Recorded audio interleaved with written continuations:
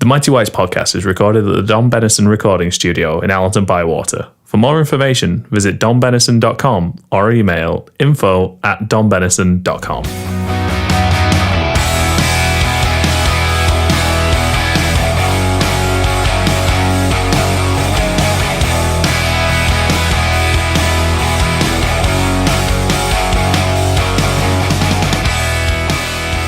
Hi, welcome to episode 10 of the Mighty Whites podcast. Bit of an upturn in form that we're pretty happy about, and I'm joined once again by Connie. Now, and Casey. Hey up. We'd be remiss to not start on this, really. It's as of day of recording, because we're recording on Monday, it's the 6-year anniversary of Garry Speed passing away. Now, me and Casey kind of missed most of all of Garry Speed at Leeds, because he left for summer before we started going. Yeah. So I've seen a lot of it back, but most of my memories of him are playing at other clubs. But Connie, you saw a lot more of it. Yeah, he was brilliant. I know it's easy to say it because you know what's gone on and everything, but it was just so good. And things he did, it was just so ahead of his time. It was just I can't sing his praises highly enough. Even when he left, you know he's a good player when he leaves, and there's no ill feeling. And even when he came back and played against us, he always got a good reception. Just a class act all the way around. Just big loss. Yeah, I mean, my main memories of him are at Newcastle, really. It was still. I mean, let's face it, it was still good when he was at Sheffield United. Wasn't he? He still did a job. Didn't he? Well, it was quality right up until his retirement, and I bet he rocked up in training when he was coach of Wales and still one of the best players on park. I mean, we could sit here and talk about him for hours. You know, he was that good, and he had such an impact wherever he went. I think it showed when, obviously, it was announced that he died. But yeah, just some goals he scored. I mean, obviously, we all know about the Stuttgart goal, for example, and but there were just things he did though on pitch and how he went off of it. He was just your model professional. You know, just a decent guy all round. I've watched a lot of his stuff since 1992 and the start of the Premier League, just from doing the Summer Dreams articles through it all together. And yeah, it's one of those where you're watching and he's just this fantastic player who was an absolute, workhorse. He could defend, he could attack, he was good in the air. He constantly got close to or into double figures each season. He was a brilliant player for us. And, it was one of those sad things when he left, because I think when him and McAllister left and Lukic all left at the same time, that only left, I think it was Dorigo and Wallace were the only two left from the title-winning team. I think it was sad when you saw that as it gradually fell away. But yeah, I don't think we can overstate how important he was to us during that period, especially in the title-winning season and the couple of seasons before that. I mean, even after when he first, after we'd won league and that, even up to like his last couple of years with us, the 94-95 season, his last season, 95-96, he were playing in a team then which, they were a bang average team really, barring a couple of players, and he stuck out. He stood out for miles. And like KC said, when you watch him play, some of his movements, some of his ideas, it was just so far ahead of where the game was. When he were at Leeds, especially. But yeah, I mean, it shows now. I mean, even. We're this far down the line since him passing away, and the impact that he still had. I mean, the legacy that he left with the Welsh squad as well.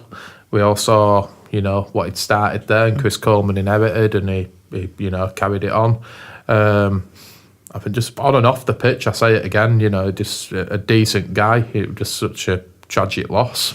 Yeah, so it's the first one.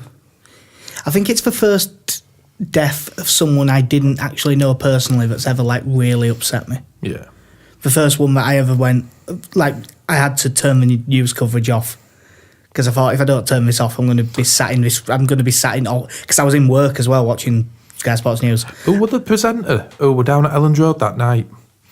Is a personal Brynlaw. Yeah, well, Brynlaw Because and obviously down, didn't Brynlaw knew him very well as well. Yeah, it was just a sad thing to say. I mean, I remember, me and you, Casey, went to the first game after it had all happened at home. Yeah. And the video we all know it, the one with the Oasis song in the background. It's a fantastic. Stop crying your heart out. It's a fantastic video. It's so well done. Yeah. I can't. We were talking about it just before we came on. I can't watch it because I will cry. I remember just being stood there, and they played it a couple of times since, and even now, like if it comes on, I just look down and I try and hold it together. Really. It says a lot and all about the man that he played for the number of clubs that he did, and every one of them still held him in such high esteem. He never got a bad reception when he went back to any of his old clubs that I can remember. I know every time he came back to Elland Road, I never heard him get a bad reception. Yeah, he never left a club under a cloud, did he? When he moved to Everton, I think we all understood as Leeds fans, it was the club he'd supported as since been a child. When he went to Newcastle, it was just a good move. Yeah, that was a decent move. Newcastle had been good, and I don't think if he'd have seen what was actually going to happen under Rudhull at that point, I'm not sure he would have gone. No. But and then but he did get Bobby Robson after, didn't he? Yeah, he did get Bobby Robson. That worked out. Then was it Bolton after that? Yeah, Bolton after that, and then Sheffield United. Because he was in that Bolton team that got into UEFA Cup. Well, didn't he play against Bayern Munich that night? He will have done. I dare say he'll have been in and out squad at very least. I mean, it's one of those things to think, one of the big jokes between us over the last few years was it's only recently I've started playing the new Football Managers. Up to about 2 years ago, I was still playing Football Manager 2007 because I had a save going where I'm in 2034 or something daft. But at the start of that, in 2007, Garry Speed's still on there and he's still a decent player. And you're thinking, when did he make his debut? 88 was it, or 89? It was the year before I started going. If my memory serves me right, it'll have been it'll have been 88. My first year of going probably it was like 1990 when I first started going, so it'll have been the 89-90 season. But yeah, and you say that even that far down the line in 2007, he was still seen as a decent pro, and at that it's just another testament to him really that he looked after himself so well, and to still be doing what he did at the age he was when he did retire, just you don't see it anymore. I think it speaks to him as an athlete at that point when and I don't really like bringing his name up given his links, but same reason Ryan Giggs was able to go on so long. I think there were two players who really looked after themselves, especially as they were getting older. Yeah. Because when did he? I think he retired in. Was it 2008 or 2009? He retired. I think it was 2008. I was thinking 2008, but I'm not 100% sure if I'm honest. He took over the manager's job. Was he in League One when he took over? They were in or the Championship because I think it was like one of his first games was against us, and this was our first season back in the Championship. So that was 2010. And he left within about 2 months to take the Wales job. Yeah. So, it probably it adds up then that he'd have retired in 08 or 09 at latest. He'll have at least been like a player coach, you would have thought, because he was on coaching staff, wasn't he, at Sheffield United before he finished? Yeah, he was. I think he might have been the assistant. Yeah. And I think they just promoted him. Yeah. Yeah. But, obviously it's a bit of a mellow start to the podcast and we can't really transition out of it, so we'll probably just we'll take a break and we'll stick a couple of clips of Garry Speed in and then we'll go. And from then on, we'll do as a normal podcast, but we have to bring it up because, it's the anniversary of it, and then every Leeds fan has all the time in the world for anything Garry Speed. But he is still to this day very much missed. What a smashing game he's had, Chris Kamara. Gives Garry Speed a run. Away goes Speed. He's got a start on them all this time. Go on, Garry Speed, get one yourself, son. And what a great goal. And Garry Speed's really wrapped things up. Finding Speed. On to Stratton. Batty tacking down the right, but he looks for Cantona. And it's a good ball to Speed. What a magnificent goal. Right, so back to the regularly scheduled podcast. First result, 2-1 win against Middlesbrough. It was a good performance it was a little bit edgy, I'd say, the last 20 minutes. I was a bit worried, but overall good performance, and I thought we deserved a win.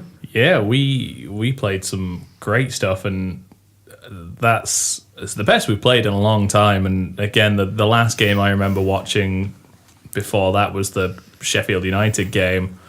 Very horrible images of, again, Billy Sharp scoring within the first couple of minutes, and with how Middlesbrough have been, he was a bit worried about that happening. I remember they put the cross in the first few minutes, going across the 6-yard box, and already I was a bit panicky. But after the first 10 minutes, we kind of just settled in and just played some really good stuff for the whole game.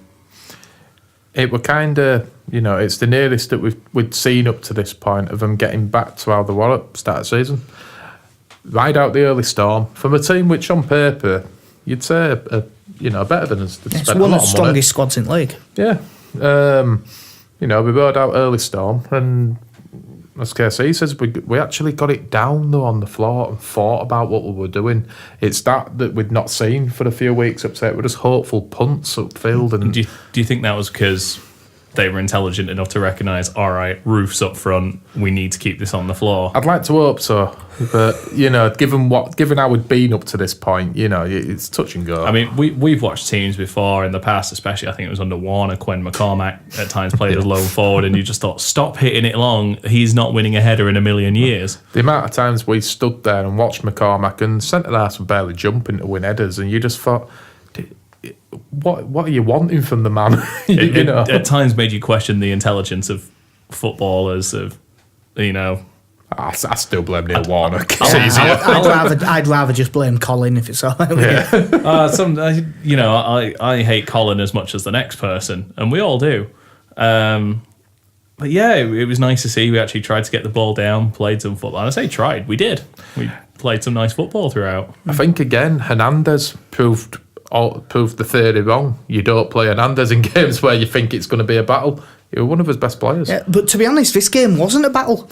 It wasn't, but before it, you would have expected it to have been. I said it in the player ratings article I did for this game, but it's true. The guy next to me, it was about 63 minutes in, and he went, "Oh, is that Johnny Howson there?" He genuinely, he'd been that anonymous that he didn't realise he was playing. Well, we just got on top, and up until they got their stupid penalty. Yeah. After Luke Ayling got thrown to the floor by his neck by Daniel Ayala. He were a bit naive to grab his ankle, but I can understand why he did. I mean, we're talking over Ayling though. I thought the defence in general, they were solid. They were back to usual, you know. And they have been since, they just seem to click again. It just, everything just seemed to fall back into place again. It relief more than all. It just did the simple things right, and especially in the Championship, if you do the simple things right, I think 9 times out of 10, you'll win more games than you lose. Yeah. And you saw some of the stupid mistakes that we've been making over the last few weeks up until this point. And as I've said before, most goals in the Championship come from defensive errors. Yeah. And if you cut those out, like we did in this game, and as we'll come on to against Barnsley, you'll win them most times. It's like you say, it's not like in Premier League where a bit of individual brilliance is going to turn a game. It does happen, obviously, but not half as much as what it does in the Premier League. It's like you say, it's mainly, positional errors, defensive errors, some along them lines. But yeah, it wasn't a spectacular performance. We just did everything just right. Yeah, just good.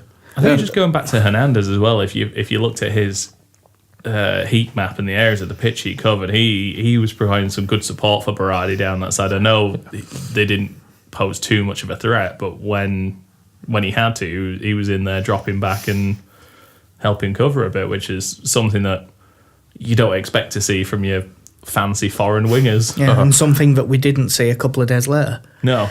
But goals from Hernandez and Alioski. Hernandez getting in at back post, Alioski cross, Phillips flick on, good finish at back post. But it was the second goal. They were quite similar though, weren't they? But really, both goals were quite similar finishes, build-up, everything. Winger coming in far side in like an inside forward sort of way. But their second goal, I thought was really good. The work from Roof in the build-up to beat two men just was really quality. And Hernandez's ball across was inch perfect. Alioski didn't even have to break stride, just slide in you go.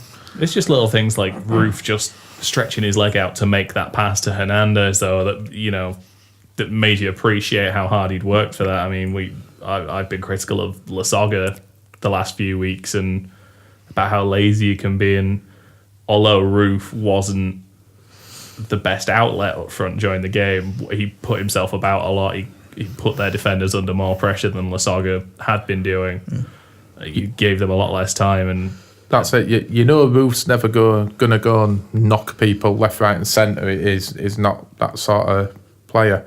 But if he gets in and amongst them, hurries them, hassles them a bit, it's in this league you can force mistakes just by putting pressure on people. It's not like the best of the best, is it? No. But yeah, it was a really good result. Couple of correct predictions as well. I had us winning, but Connie and KC both had us winning 2-1. So good for them in predictions league. I was a long way behind at this point, actually. We should mention it because we didn't mention it before the game. But flags, etc. Yeah. I mean, I went off on my little thing on Twitter after it all started coming out. On your little being an American. Yeah, I mean, I go to a lot of Timbers games, and they make their own banners to the Timbers Army, the big supporters group, and they unfurl them at certain games. I love to see them. Sometimes they carry political messages, sometimes they're just funny. I think for one of the last games of the season, they held up banners of the players as wrestlers, as like Alvis, the Hitman Powell, and stuff like that. They'd come up with some absolutely brilliant stuff, and they look fantastic. So it has to be said, this wasn't that. No. We had our as they called it, the mosaic. I think they called it the together sign, which I thought that looked all right. It just about worked. That everyone just about held up a card properly. It just looked good enough to avoid being tin pot. The flags were a little bit, but I didn't think they looked that bad either. See, it's okay for me. I mean, KC will relate to this as well. I sit in posh bit, so we just looked out and just kind of went, But we just clap at our waiter and ask them to bring us a Bovril. Yeah. I can understand why people don't want them there, because it is an artificial atmosphere. I can understand the arguments against it. I just thought that there was a bit of overly negative stuff about it. It wasn't as big a deal as it got made out a lot of places. I don't think it'll get done again soon. I think given the amount of flag sticks that seem to be thrown we should mention that it's a good job they don't weigh anything. Yeah. But that decision kind of deserved having stuff thrown at you. Not that we'd ever condone it, but, if you hit him, fair play. Yeah. But yeah, from that game, got us confidence up. We went into a game we were much less confident about. 4-1 defeat away at Wolves. Outside of a 15-minute spell at the start of the second half, we were thoroughly outplayed by a better team. Yeah. Wolves really are pretty good. They've got a hell of a squad. But we pulled one back, really good goal from Alioski at the start of the second half, and I thought we got on top up until Vieira's red card. It would have been interesting to see because TC admitted after the game that it's on him, because we'd been on about, me and KC watched it at the Beanback, and before the red card happened, we both said Vieira looks like he's going to get sent off here. Yeah. I think clearly Christensen had got them fired up, and I think Vieira might have just been a little bit too fired up because he was going into these tackles, and because he won 3 or 4 of them before the one he missed and got his second yellow. But you're still watching going, he's going into these a bit. I can understand why he didn't, because I honestly, at that point, he was probably his best player. He was playing really well. He was just on the knife edge and he fell off. It happens. You see, I went to this one, and the couple of lads who I'd gone with and the people around us were all saying when Vieira were flying into these tackles, it were like watching Luke Murphy against Bradford in Cup a couple Bradford of years away ago. where he should have got sent off twice. Yeah, well, that first one was straight red, but when you saw him flying into it, you just thought, come on, there's no need. He were doing it in the spell where we'd got it back to 2-1. And as you said, we were in game. We were giving him problems. They were on ropes with Wolves. And then we were playing some nice football, apart from Pablo, who was spraying passes 20 yards wide. I don't know what happened to him. it just didn't happen for him, did it? His first half went great, but that first 15 minutes, second half, is about as bad as you'll see him play. Yeah, their first goal, though, Jesus Christ, what a hit. It's a fantastic free kick. The individual errors that KC was on about before. Yeah. Like, just before the free kick, Berardi's got the ball under no pressure and just gives it away and leads to a free kick. And then Barry Douglas, who we talked up on the last podcast, saying he's been really good this season. Everyone's raving about him, and when I've seen him, he's looked really good. Smashes in a belting free kick. We need to stop talking people up, because that's him and Brooks now. So, in next one, we should just say everyone's shit. And we should probably talk up some Leeds players. Yeah.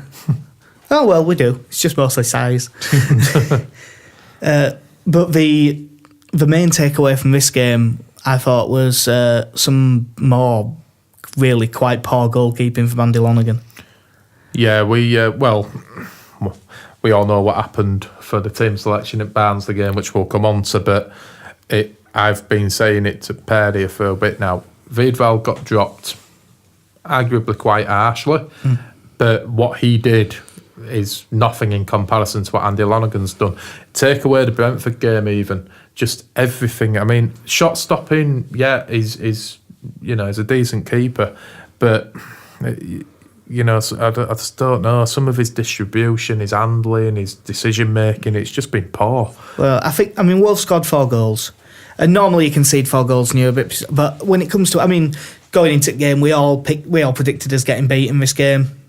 And we did. I was the optimist at us losing 2-0. Yeah. But the 2 of the goals are directly on Lonergan. Yeah. Like the second one, although it's a decent strike, he really should save it. He gets there comfortably and he should save it. And for the penalty, it was weird because the first shot is a really simple one to save and he drops it. And then he makes an unbelievable, literally world-class save on the rebound. Yeah. Just out of nowhere, brilliant piece of goalkeeping. And then, although it was a really soft penalty, just going in like that, you're asking for trouble. Yeah, of course, yeah. And he knew straight away. Because he got nowhere near the ball. You saw as he dived in, he did that thing, lifting his hands up behind him, going, I'm not touching him, I promise. And he knocks his foot. And he's been around long enough, though, now as Lonergan to know the score. He knows what he's doing. So when it's poor decision making from him. He's been lambasted a little bit as Lonergan, rightly so, but he's not a bad goalkeeper. Let's be honest. He's fine as a backup. Yeah, he's fine for what he is. When he came in, we all said he's a fine backup keeper. Yeah, and he still is a fine backup keeper. But the problem is that both keepers have made errors. It's a bit like the left back spot in that neither of them's really claimed it as their own. Yeah, but hopefully Wiedwald does now. Yeah, and although he didn't have much to do, he had a decent start. Keeping a clean sheet at Oakwell. 2-0 win. Size and Alioski, both really good goals. But I thought the Alioski one was a fantastic finish. We all said, didn't we? For the size goal, Alioski's passing, the build-up was absolutely brilliant as well. So he really did have a good game today. But I thought first half, not including Burton, it might be best we've played since before the Millwall game, when we were really flying. Yeah. Burton was one game after Millwall, wasn't it? Because it was Millwall International Burton. Burton, yeah. Because Burton don't really count because Burton are awful. Barnsley weren't much better, to be honest, but we were really solid the whole game, and it was the first game in a long time where I didn't think we were in any danger whatsoever. No, we all watched it at pub, didn't we? And we all said 5-10 minutes into the game, we fancy this. You could tell that Barnsley weren't interested, really. To say it with the Yorkshire derby, they didn't seem fired up really. You know, we had odd glimpse, you know, odd flashpoint maybe, but not what you'd expect from a Yorkshire derby. It was just, even the crowd and the atmosphere just seemed a bit dead, really, didn't it? You know, apart from the Leeds fans, obviously. But, yeah, again, and all there were some decent performances again. Ekuban, good to see him back. Ekuban was really good. I put on Twitter before the game that I would have started him in this one, and he played really well. But Roof didn't do anything wrong. No. But I just think Ekuban offers that little bit more power up front with probably even more work rate, actually. He seems to really be up for the battle and up for chasing. We commented several times that you'd see him dropping back into our half and you know, helping defend, and one of the things that helps, I think, is players like Saiz and Hernandez, who are always looking more to attack. So if you've got someone like Ekuban who's willing to drop in and cover a bit of space, it leaves one of those two free to kind of push up and cause a bit of trouble up front, as Saiz did most of the game. Yeah, Ekuban did drop in well, especially because Alioski and Saiz got quite close together, so Alioski ended up central and forward quite a bit. Yeah, I was really impressed with him. I'd be very surprised if he don't start against Villa. I picked at start of season, didn't I? I said that I thought Ekuban could be the surprise package out of all the signings that were made.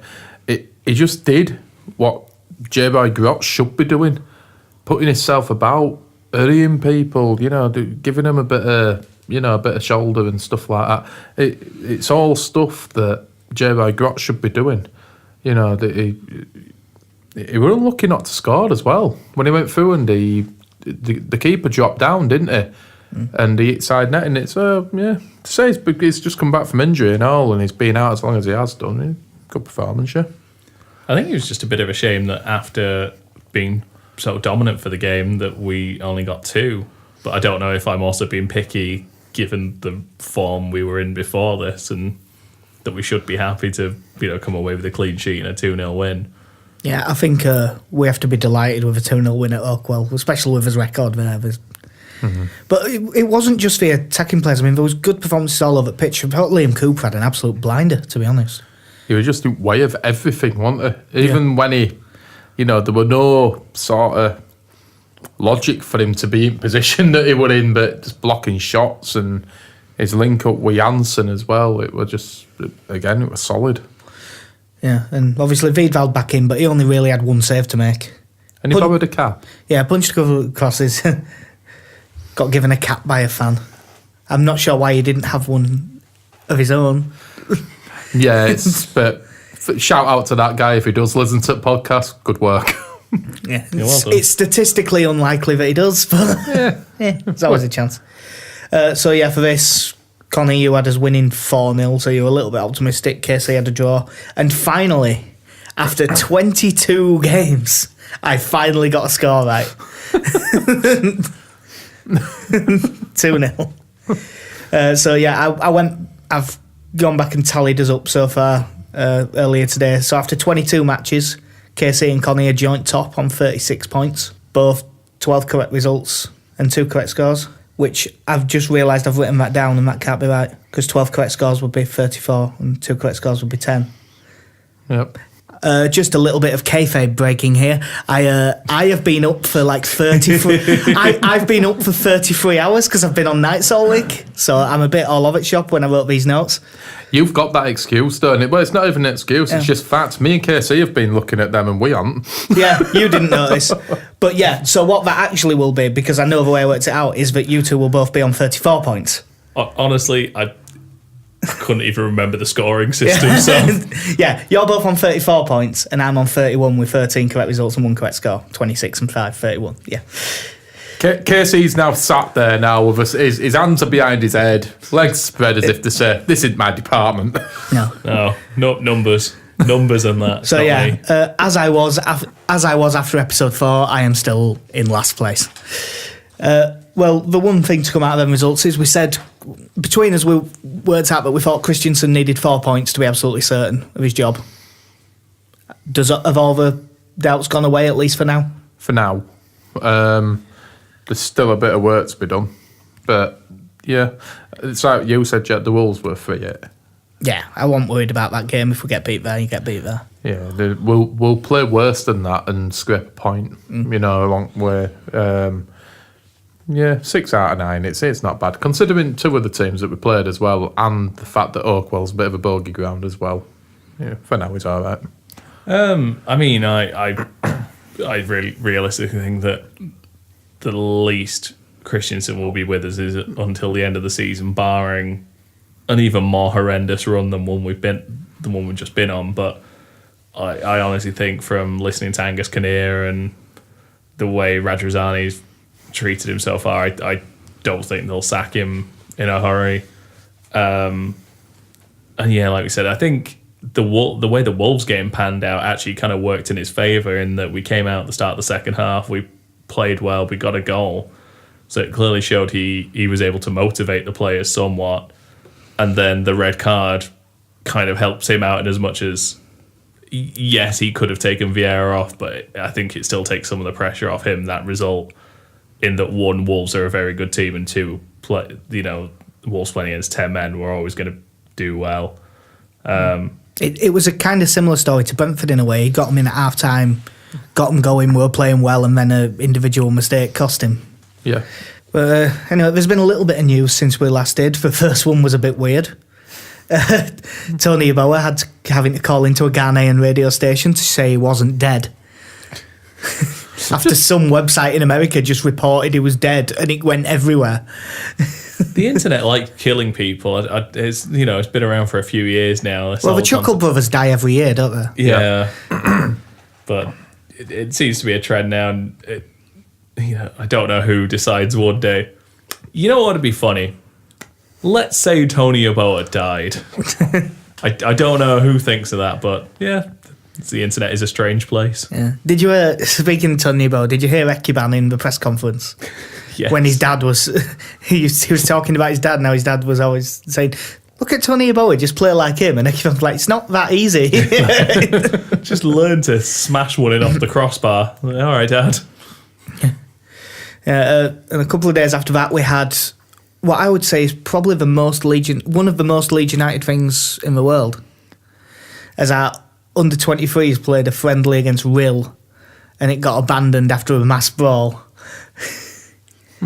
I was surprised because I was looking in the video to see if Connie was in the mix there somewhere causing a fight, but no, Connie was still in Yorkshire with us. Not fighting anyone. No Concannon, but we did have Paddy O'Connor, so it's close. Can I just say, the technicality in this was the match was not abandoned. Apparently, we forfeited the game because we basically left without permission. Yeah, Cameron just apparently the actual brawl was sparked by that Bryce Hosanna making a bit of a rash tackle, but apparently they'd been kicking lumps out of us the entire match. Yeah. And Cabrera just said, this is not worth it, and took him away. The main thing from that game that seemed interesting was on team sheet in midfield we had it was spelt on the team sheet Hassim Ali, but at most places I've seen it written as Hashim with an H.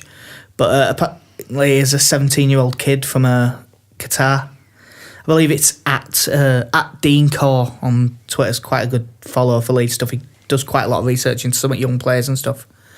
And he's quite good for picking stuff up. And he was one that said about it. But he played in because obviously Qatar have invested so much money in all the youth stuff and just bringing in players from all over the place. Their youth side beat Germany and Belgium and Austria over the last few weeks. And Matt Hassim Ali was playing. So it looks like he's on trial with us anyway.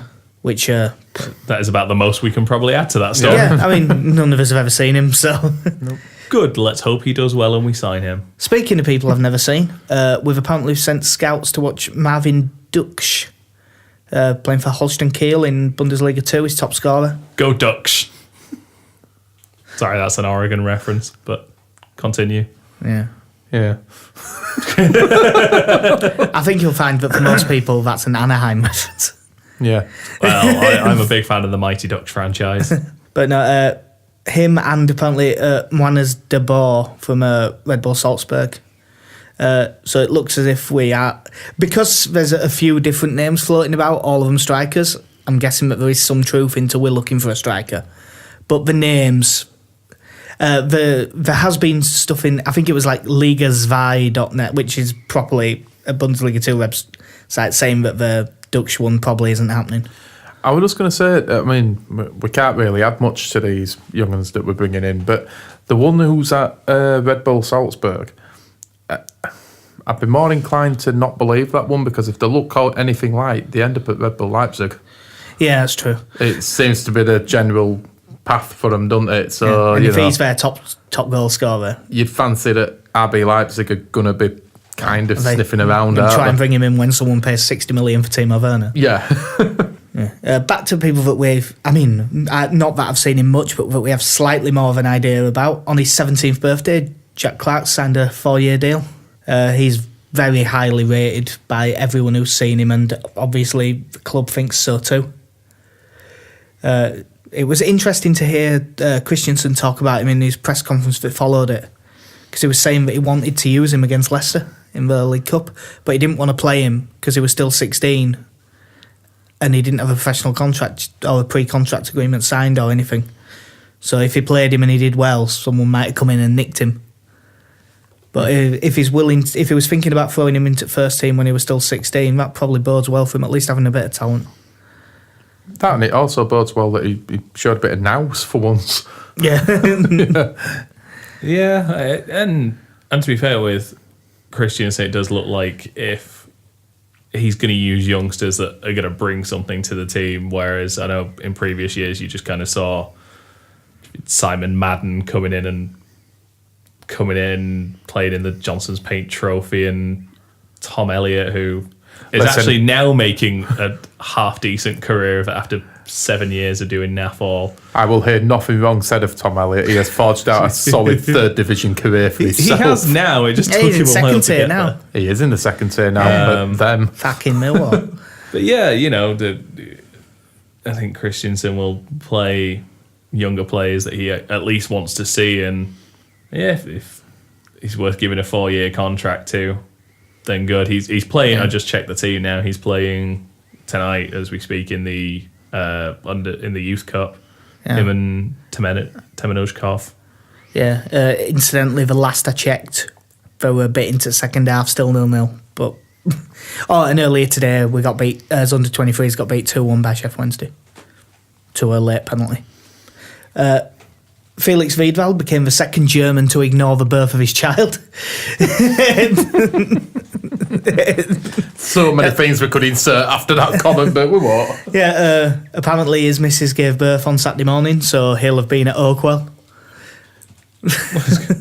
I mean, yeah, fair play to him.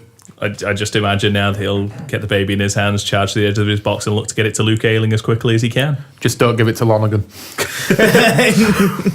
It's bouncing in front of it. Oh, he's dropped it. Yeah. And the last one is, I mean, to me, I'll give my opinion straight away. To me, it's just a non-story and I couldn't care any less, really. He should be pissed off. Matthias Klick tweeted a gif of... I'm shite with actors, especially after this much sleep. He's like it's just an actor putting his head in his hands looking exasperated. And it was just after Christensen said in his press conference that Kibitsky won't be in the squad at the weekend. Some fans were really pissed off with him for doing this. But what else is he going to do? Not be pissed off that he's not getting in the squad? Yeah. I'm not even saying he should be in the squad, but he should be pissed off that he isn't. Yeah, there's quite a few fans that have that when I was looking on Twitter today was saying how it was very unprofessional, but at the same time, I kind of appreciate maybe not putting it in GIF form. But yeah, like you say, the fact a player is pissed off for not getting in a match day squad again, and I mentioned his name a couple of times in the last episode in that we'd been on a bad run, and yet at no point during that time had he seemed to edge any closer to getting into the first team. Incidentally, Kibitsky liked the Klick tweet. I really liked. One thing I really liked was someone had put the Simon from In Between Us and just put, "Oh, fringe friends." I did like that. That was a nice touch. I don't know with it. I think he should be nearer to first team than he is. Klick. But we seem to have a habit of doing this. We sign these players, and Klick especially, he had a good year last year in Eredivisie. Actually, a lot of the comments underneath it were 20 fans saying, "We'll have you back, please come back." Yeah. And, Kubicki, we seem to sign these players and you just don't see anything of them, and what's the point? I saw Andrew Dalton on Twitter had said that our incomings were very varied in terms of the success. I mean, you look at how good Saiz and Alioski have done. It's still too soon to tell with Ekuban because of his injury. But then you do look at like Anita's only played here and there. Klick's been nowhere near the team. Chavitsky's made a couple of appearances in the League Cup. I know we had him last season, but Hadi Sacco has been very much in and out of the squad as well. So it's been a bit of a scattergun approach when you actually look at the starting lineup and how many players are still in that team from last season. I mean, you've got the two keepers as well. Yeah. But yeah, the back four is pretty much the same as what it was last year. We take out Bartley, the Coopers come straight in, who would have done anyway. The three central midfielders that we switch between were already there from last season, and the only reason Lasogga's here is because Wood left. Yeah. So we do seem to have brought in a number of players, and then we don't really have room for them. No. Well, that kind of brings me on to my next question. When it comes to Klich and Kubicki, do you think one or both of them might go in January? I think Kubicki, I think it might be worth maybe sending him out on loan somewhere, because he's, 23, 24 now, so I think he might be even younger than that. Yeah, I think he could be a bit younger. I think he's like 22. He played in under-21s last year, didn't he? So I think he's 22. I was going to say, he's still captain. He's one of the over-age players, isn't he, for Swedish under-21s. Yeah, he could be worth sending out on loan, but Klick's 27 now. He needs to be playing. Yeah, so I could imagine... Did Poland qualify for World Cup? They probably did, but I don't remember. I'm going to assume so, but again, I actually have no idea. He might be wanting to play somewhere to at least have an outside shot. Yeah, I think if you're him in this situation where clearly O'Kane, Phillips, Vieira, and probably Anita as well, and Shaughnessy played at centre mid at the weekend as well. So he didn't look as comfortable as he does at centre back. No, and you said that he looked like a man who has been training as a centre back all season. Yeah, and the pace of the game changed completely as well when O'Kane went off. Yeah. But yeah, that's at least 4, possibly 5 players that are in the pecking order ahead of him at centre mid. Yeah, I mean, this Klitsch having to get past all of them and getting past Anita, and I could see Anita going in January as well. Possibly with Anita. I think he'll make end of season, but it won't shock me if he... if he's gone in summer, it won't surprise me at all. You imagine Christensen will want to keep someone like Anita around just because of his versatility and his, playing left back, right back, or centre mid. Anyone who knows, I think the Football Manager, he slots into a lot of positions. And he also may well have to get by Yosuke Ideguchi, who it's been reported in 10 different papers that we're signing him in at the start of January. Yeah. And he's another central midfielder, so... But you see that, right, it's another one. If he's got his 3 in mind, for me, you need 4. And if you're going to play with 2 or 3 of them, however many... 4 and a young one. Yeah. If you had, 4 and a Shaughnessy. Yeah. Fair enough. But I mean, our young one's playing regularly. Yeah, that's the thing. Our young one is Vieira, that's true. But the thing is, though, I mean, you mentioned as well, if you're Klich, then you're seeing Conor Shaughnessy get a game in centre midfield and you're not even in squad. This is a player who he can play there, but he's not a central midfielder, really, is it? And I know he's played there for more years than he did at centre back, but I think Christensen moving him to centre back he's kind of realised it, hasn't he? But if you're Klich, you must be sat looking at that thinking, well, it says a lot about what he thinks of him. And I think it's a bit harsh because he's never done aught wrong when he's played, has he? I know it's hard to say because he's played in Cup, but he's done nothing wrong, has he? He fell off the ball against Cardiff, that's about it. Yeah. I'll tell you what it reminds me of. And it's not to say... and I think it's sort of... The reason it reminds me of it is because I feel like he's not getting enough of a look in and the level he deserves. But I also don't think he should be in the team, really. But Kasper Slot. Yeah. Because after he dropped out, he just played in the reserves for ever. Mm-hmm. And even if he did, whether he did well, did nothing, didn't matter. He was never getting anywhere near. And it was at times when we were playing terribly. Now, Slot wasn't good enough to be in the team either. No. But it just felt like he was so far away from the team that it seemed a bit unfair. The thing to me is, I dare say he won't be on massive wages, Click. He won't be on a bad wage, I dare If he's say. been playing in top flight in Holland, I bet he's on 10 to 12. Yeah, so, if they're going to do that, it's like Kabitsky and all. He may be on about 10, you'd have thought. It might even be on slightly less than that. But, between the two of them, though... There's 15 grand. He's just got, say Chabitsky's on about 5 to 7. There's 15 to 17 grand a week we're spending on two players to not be anywhere near the team. Yeah. It's just, I would rather put it to a striker. Yeah, put it towards one player. The thing that makes me feel bad for Kabitsky is I don't see how he doesn't get on the bench ahead of Grot. Based on what Grot has shown so far, no, not at all. I think we, to help him get used to it, it might be worth looking to get Grot out on loan. Yeah, he in could. January, maybe to a League One or even maybe a League Two. I think in League Two he'd do very well with because just him getting bullied like Give that. him by a David defenders. Sommer loan move. I was just going to say, look what happened with Sommer. Yeah, but it's still that case of we've seen what Grot can do, and yet he still manages to make the bench ahead of, Chabitsky, who I don't know about you two. I've not really seen enough of him to. No. Not to fully comment. I didn't think he did all wrong in the cup games he played. He didn't stand out either. He was just. Did he start the cup games? Yeah, he started against Leicester. He started against Leicester. Yeah. Did he start against Leicester? He started against Burnley, definitely.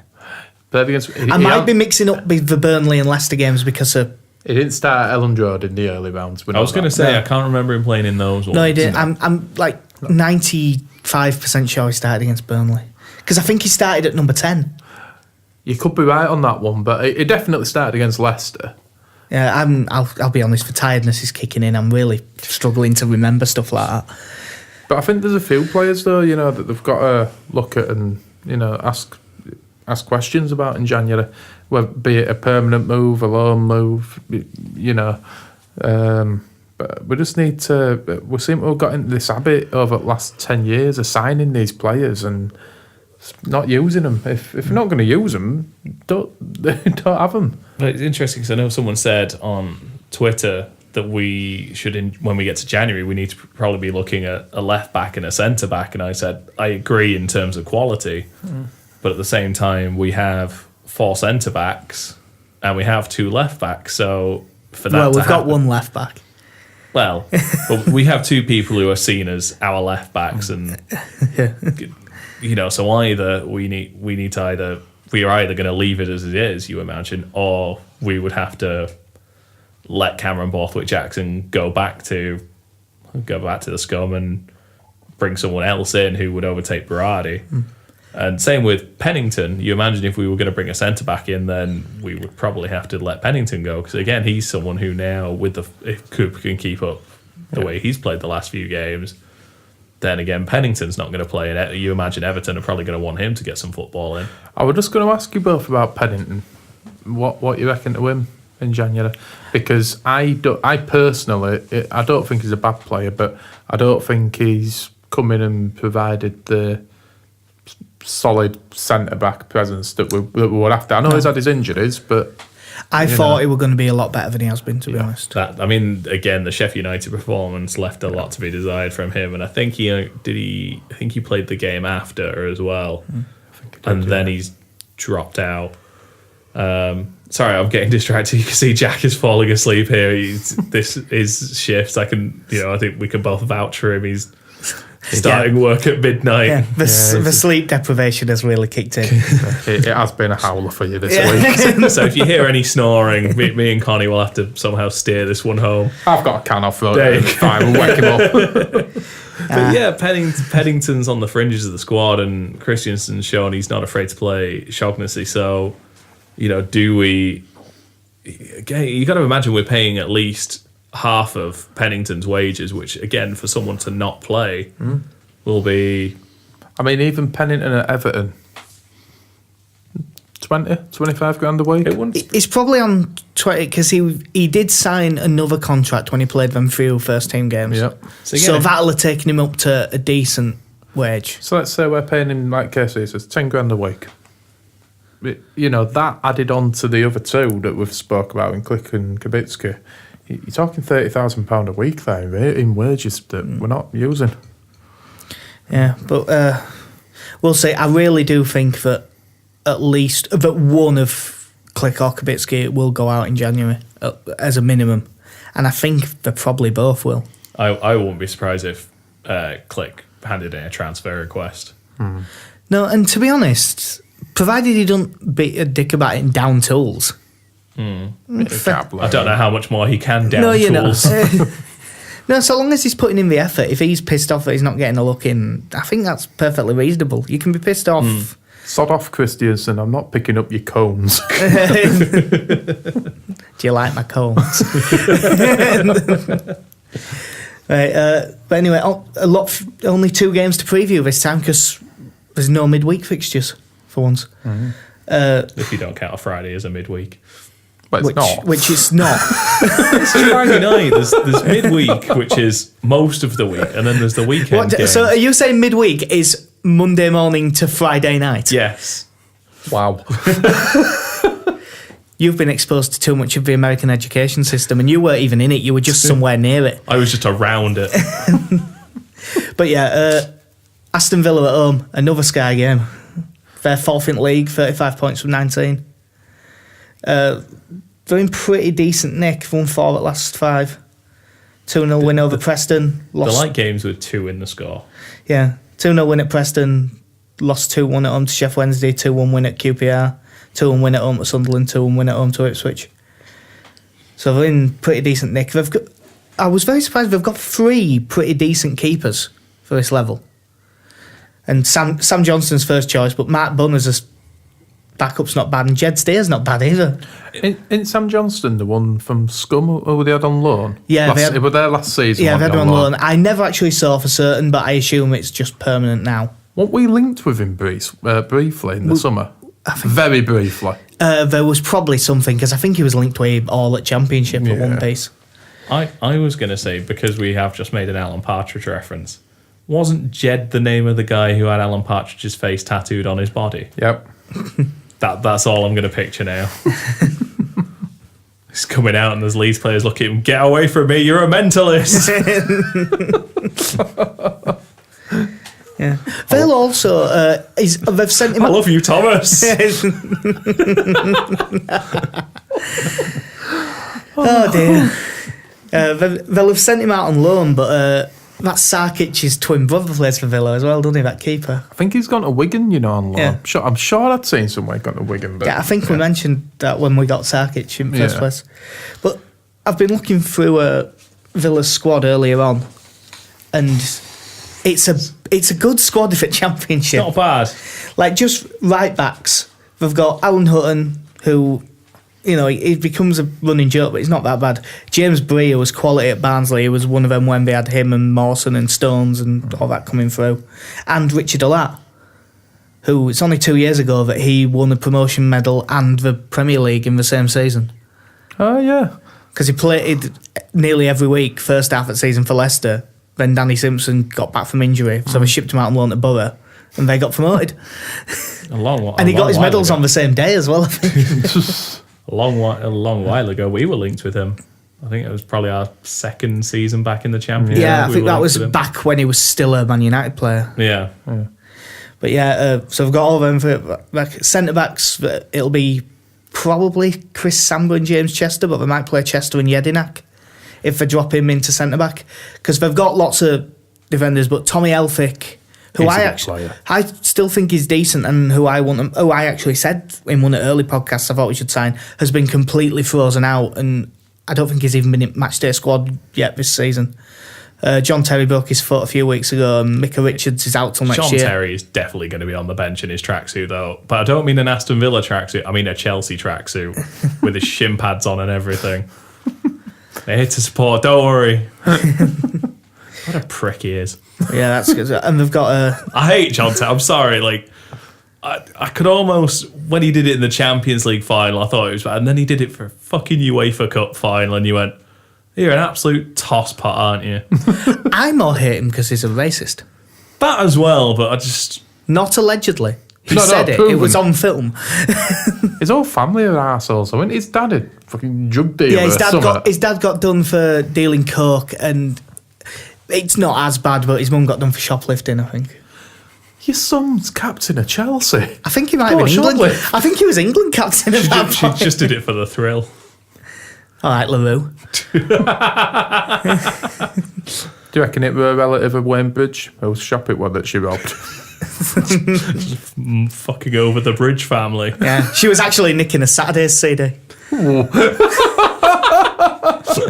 That's about the extent of my celebrity knowledge, actually. There you go. But yeah, decent fullbacks as well. Neil Taylor left back. They've got El Mohammadi can fill in on both sides or on wing. Centre mids, Glenn Whelan, Conor Hourihane, Josh Onuma, they're all good. That I didn't actually realise they had him, but that Berker Bjarnason scored twice at the Euros. Was he being injured him or something? He only moved there this summer, but I haven't seen that much of Villa this season. No. So I'm not sure how much he's been playing. And then attacking mids, we've got loads. Obviously, we've got Snodgrass on loan, which I know that he won't actually fit our system that well, so it wouldn't have been a great plan. But I still would have liked us to get him back. He's good, isn't he? He's really good, he's Snodgrass. If he could run, he'd be unbelievable. Oh, if he could have run, he'd have never played for us. No. But also Henri Lansbury, which it should be Henry, but apparently it is Henry. Mm-hmm. Jack Grealish. Wanker. Andre. He's another prick, isn't he? Yeah. Grealish. Yeah. Bell end. Although you can't judge 18-year-olds that harshly for getting drunk and passing out in the street. I judge him off his twat haircut. Yeah. He's just a knob. I think it was the short socks that started it for me. Yeah, those are annoying. And I know it's caught on. Kamal Roof does it and all. I know. But I don't mind when he does it. I was talking to you about how Kamal Roof went for not only the short socks but the short shorts as well. He's clearly very proud of his thighs on his calves. Imagine Roberto Carlos doing that. Jesus. Imagine Jimmy Hasselbank doing that, or Tony Yeboah. No, it was all in the arse with your boa. Yeah, we've also got that Albert Adom has scored a few goals recently as well, and he's lightning quick on wing. So if he ends up playing up right, it'll be another tough one for Berardi. And obviously it hasn't been confirmed yet. Do we know whether O'Kane's going to be fit? I've heard no. No, I haven't seen anything yet. If he's not going to be 100%, you'd assume we'll go back to Phillips and Vieira. But, yeah, I'd be okay with that. Which to be honest, I think he probably would have done even without the injury. You know they'll at least both get stuck in. Yeah. You know that much. Yeah. And we've got two good strikers and Gabby Agbonlahor. It's impressive that he's still there. Yeah, he's a boy. Yeah. Scott Hogan and Jonathan Codger, which is like 20-something million pounds worth of striker between them. Although I'm going to put curse on it now. Codger's not really at the height since he's gone to Villa. He's had some really good spells. Like, I think he got like 10 in 10 at one point last season, but he didn't do much either side of it. Is a bit. I mean, they've shipped Ross McCormack out to Melbourne. On that I'm note, surprised he could get past his gate. I was going to say, can you actually see a bit of Aussie football? I do watch a little bit of A-League, especially when Melbourne City are on, because they've got McCormack and Kilkenny. And also, it turns out that Hayden Fox is managing Adelaide United, I think it is as well. I could be wrong on that one if I am, please. But God, McCormack's a toucher, but it is a class above in that league. It's unreal. It's like watching Fabregas. That's how good he looks there. So just remember that, Chris Concannon. Watching Ross McCormack, it's like watching Fabregas. Honest to God. I mean, don't get me wrong, it still looks like he's carrying the timber from last season, but just something. So he doesn't even have to move. Is that the timber for a new gate? No. Or the timber to fly tip. That's He don't need timber gates now. He's made that much money for the last 2 years, sat on his arse essentially. He can have raw iron now. I think, well, we would all agree the situation he built up with Steve Bruce was a bit dickish because it was Ross, and we again hold him in very high esteem given how good he was for us when we were fairly poor. And it was Steve Bruce who did it, weren't it? It was just really funny. Can't come into gate today, Gaffer. Why not? Gate. Electric gate shut. Can you not climb over? No. No. To quote the Alan Partridge, I pierced my foot on a spike. God, there's a lot of Partridge today. But yeah, obviously, we've just gone through it. They've got a really strong squad. I can't believe Chris Samber's back in England. I can't believe he went back to Russia after being racially abused for a couple of years. And then he came over to QPR for half a season on, it was about 80 grand a week. And then he went back. To be fair though, when you rocked up in that QPR team, I think you weigh that up, and then the racial abuse and all the money that you get in Russia. And let's be right. He must have been struggling to find a peg in that changing room by that point, because they had about 50 players on the books. Yeah, 48 of them were strikers signed on deadline day. Well, he does need a couple though. Yeah, he always needs a couple of strikers. You have to remember though, you're saying, yeah, I can't believe he went back there. What about all the racist abuse? He's playing with John Terry.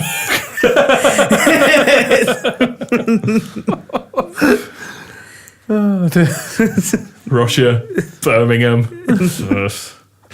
But yeah, in all seasons, these are a good side and we're in good form. I'm assuming, other than Vieira back in for O'Kane, I don't think he'll change anything. I don't think he should. I think if O'Kane's fit, I might be tempted to stick with O'Kane, because I think there was a noticeable shift against Barnsley once he went off the pitch. I suppose he is that, if you want experience, dead in there, isn't it? Comparatively.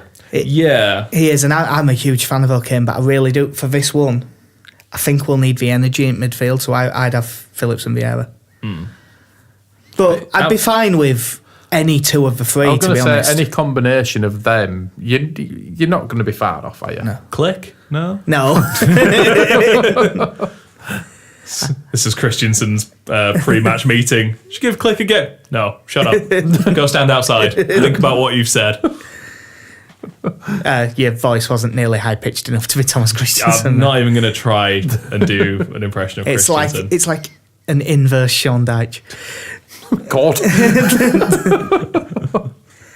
But yeah, I think this will be a draw.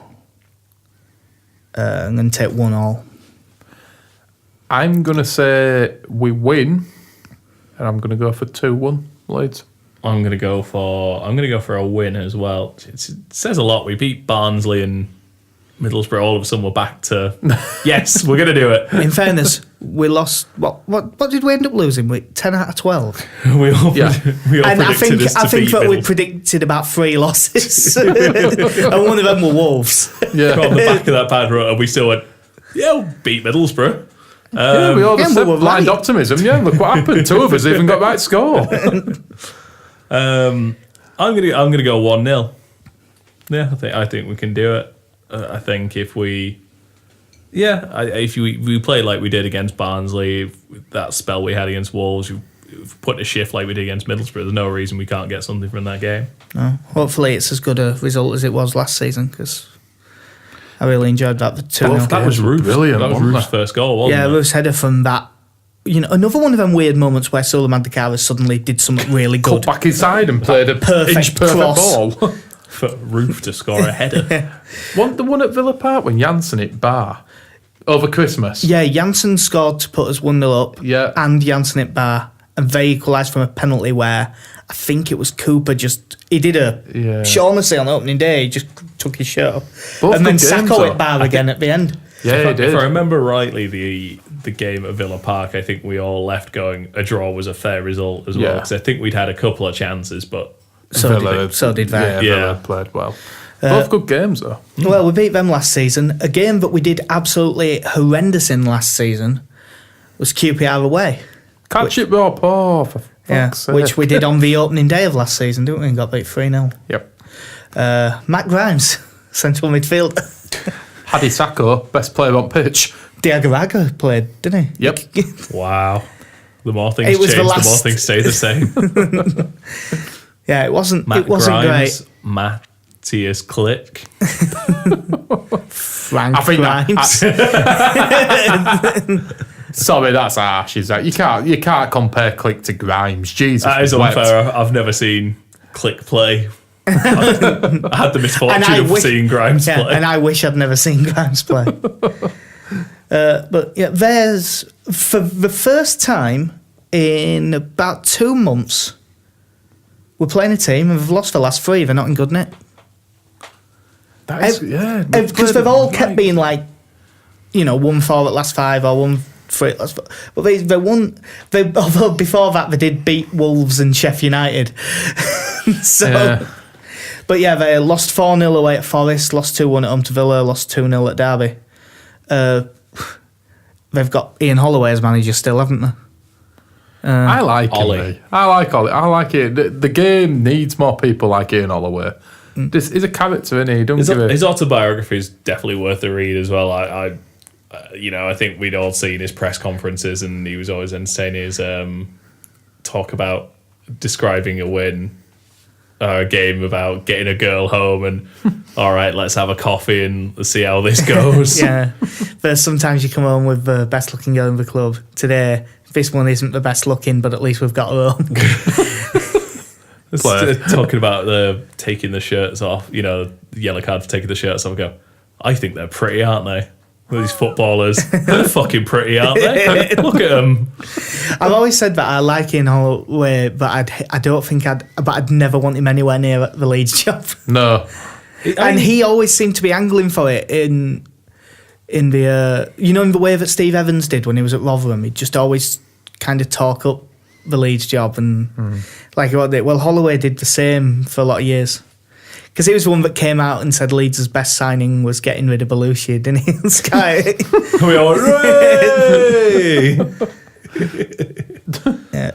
But in goal, they've got Alex Smithies, who's got a history of making a right bollocks against Leeds. We Thought you were going to say dog bothering then. It's from over that way, isn't it? Bless him. We sent Allegedly.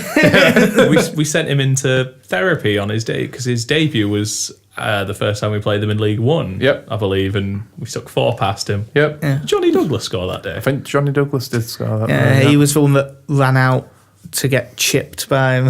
Yeah. It was Mowatt's first goal, wasn't it? Yeah. In the 5-1 or 5-0? 5-0. 5-0. When Jimmy Kebe turned up. Yeah, he did, didn't he? For He scored. 45 minutes, Yeah. actually. Was that after the That was when after the McDermott incident where Yeah. It was he's when- been sacked? Oh wait, hang on, we're not allowed See, to sack. this shows how tired I am. What's the name? The assistant that took charge for McDermott that day? Oh, Gibb. Nigel Gibbs. Nigel Gibbs. There we go. Good teamwork, boys. Yeah. Good teamwork. But that was when all Huddersfield fans were singing Ross McCormack, he don't want to play him, and he scored a hat-trick. Yep.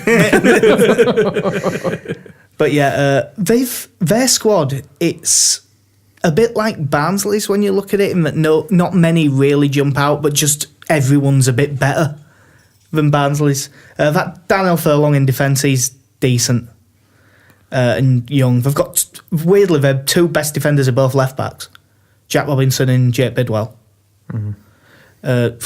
Ned Manua is still there, but he's apparently injured, from what I've read. They've still got Stephen Corker, who I forgot existed. Played in the Team GB squad. Also got a random loan move to Liverpool. Yeah, whoever played him up front. Yeah.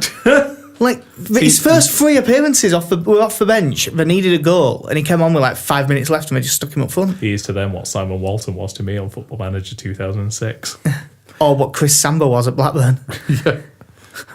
Paul Butler for us in our first season in the Championship. Yeah. Losing a game. Paul, just go stand up there. Yeah, got Chris Samba there. Go on, get yourself up front. We've got Benny McCarthy with Champions League winners medal and all of that, sat on bench going, oh, come on. Benny McCarthy, who genuinely 6 months prior to that were very close to going to Chelsea for a lot of money. Yeah. But yeah, they've apparently recently been playing Robinson at left back and playing Jake Bidwell left wing to try and get them both in the side because they're both good. That Darnell Furlong, just a stab in dark, is he any relation of Paul Furlong? Because he has got ties to QPR as Paul Furlong. Like, I think he does, but I don't know for certain. Yeah. If around about now you hear some elevator type music playing, it's because we've decided to research this. Oh, we don't do Research. We don't do cuts for research. We sometimes do research, but we don't do cuts for it. No, they've got a couple of decent players. While he's looking into that, He's the son of Paul Furlong. there you go. There we go. By the way, that noise, that's me shutting my phone from Google. But yeah, he's pretty decent. They've got Massimo Luongo in centre mid, who's Australian. He's really good. He used to be at Swindon, and they banged on about him for a long time, and he does appear to be pretty good. And they've got that Pavel.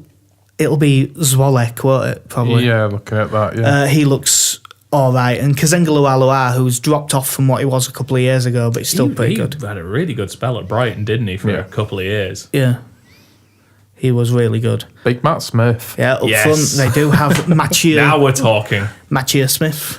Just think his lovely mum. She might be in crowd. Oh, lovely. Go.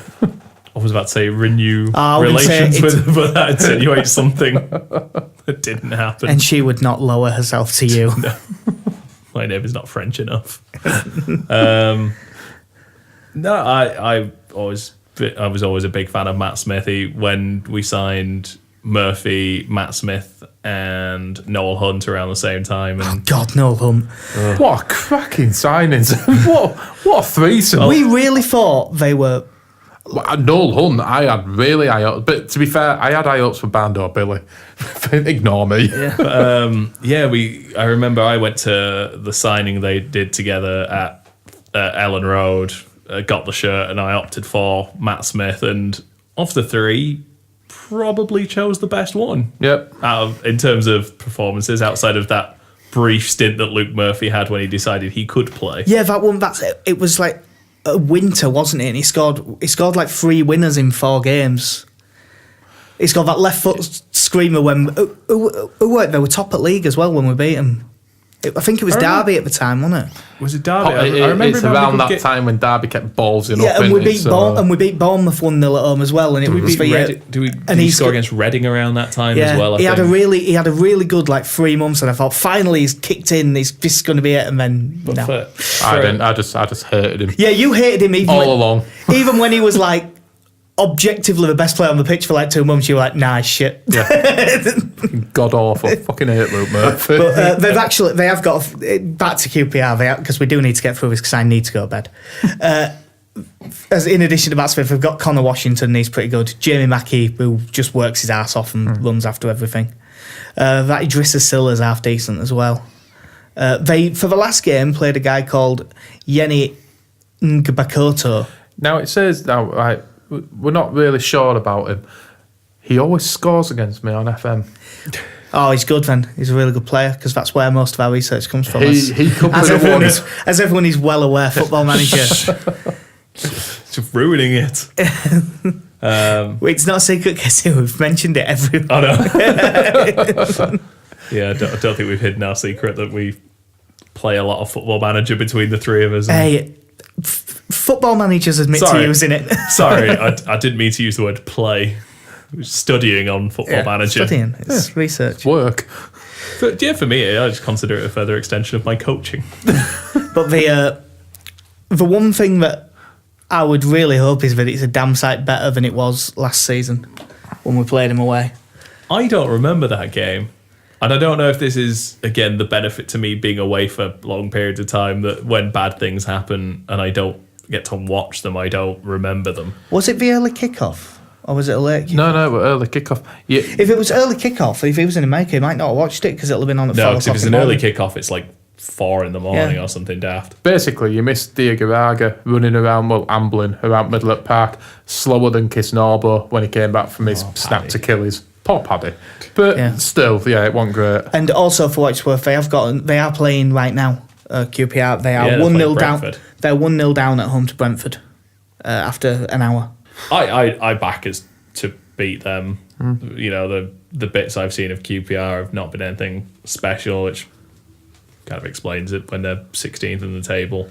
But just before we make predictions on that, and I know obviously in the next podcast we'll get to it down the line, But at the end of the Barnsley game, when it showed our upcoming fixtures after the Villa game, we've got a very good run. A lot of teams who are 20th and below. I think it's Villa and QPR are the two highest teams we've got coming up in the next 6 games.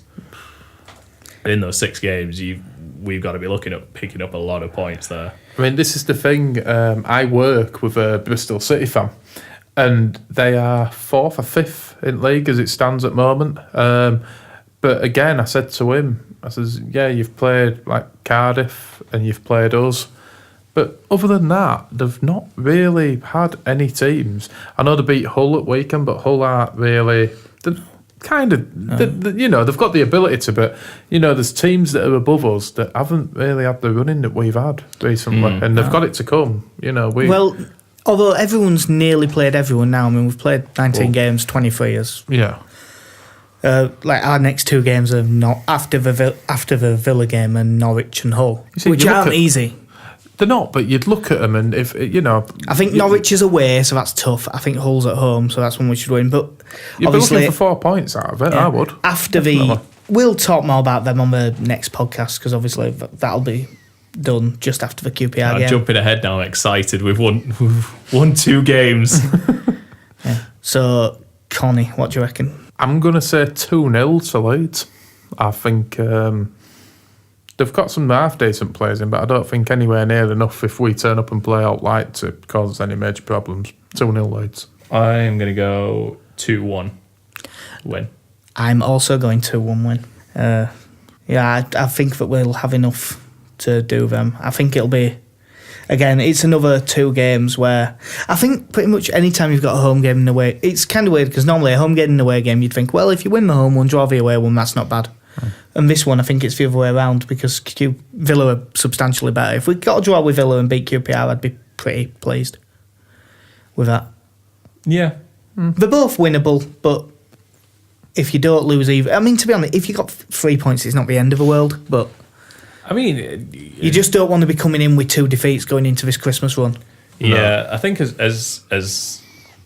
upbeat as we are now, we still have to say it just kind of depends on which Leeds team turns up, given, yes, we've had 2 very good performances against Borough and Barnsley, but that run we were on before that was a desperate run at times. We just got to hope that we don't revert back to anything like that. Yeah, I think we should be past the worst of it now. Yeah, you'd like to hope so. Yeah. But that should just about do us for episode 10 at Mike White's podcast. As podcasts are available, good luck with this, with all the sleep deprivation, on MikeWhite'sPodcast.com. We're on iTunes, Stitcher, SoundCloud, YouTube. The podcast will go up on Through It All Together, which is on Twitter at THRU, it's all LUFC. We're at Mighty White's Pod. If we're anywhere else, you'll see us linked to it at some point. I'm really tired. I've not seen him concentrate this much in ages. He's just staring up going, I will get this right. Yeah. So... Let's get this man to bed. Anyway, thanks for listening. I've been an incredibly tired Jack Loveshaw. I've been Chris, thank you. I've been Casey. See you next time. Cheers.